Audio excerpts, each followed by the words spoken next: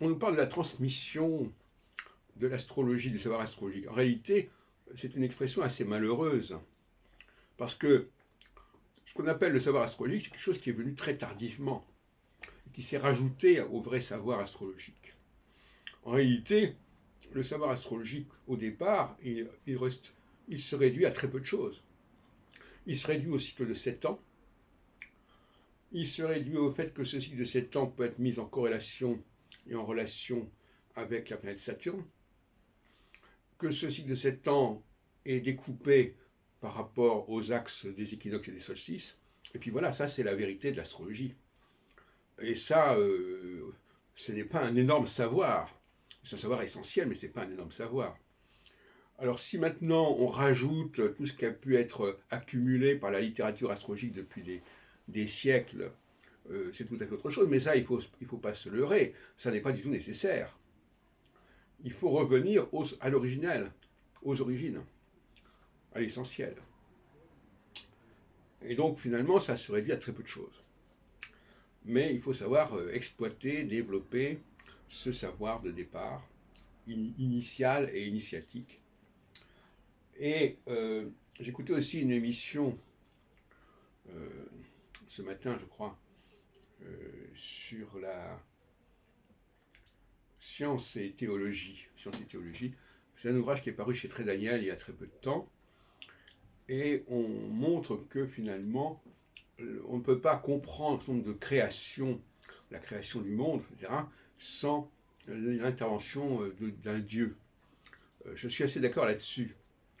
Il y a toujours un moment donné où la cause première n'est pas humaine.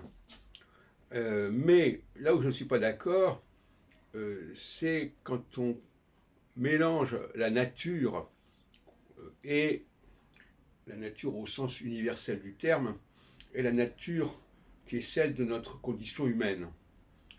Je pense que là, on confond deux types de divinités.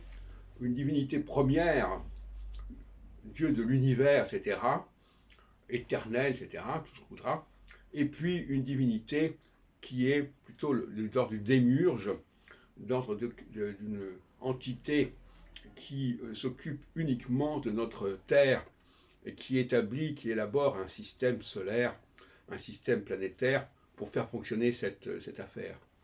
Donc il ne faut quand même pas confondre les deux. Mais en tout état de cause, bon, moi je préfère ne pas discuter sur la question de Dieu au regard de la nature, mais en revanche, la question de Dieu au regard de notre humanité, de notre système solaire, de notre Terre, de la façon dont nous sommes connectés avec certains éléments de notre ciel, et que je dis toujours notre ciel. C'est très important cette notion du possessif. Notre Dieu, notre ciel. Ça, c'est typiquement judaïque. On ne dit pas Dieu, on dit notre Dieu. Notre. D'ailleurs, les chrétiens sont assez ambigus là-dessus, parce qu'ils disent notre Père, etc. Bon. Mais il faut bien dire à qui s'adresse, qui parle.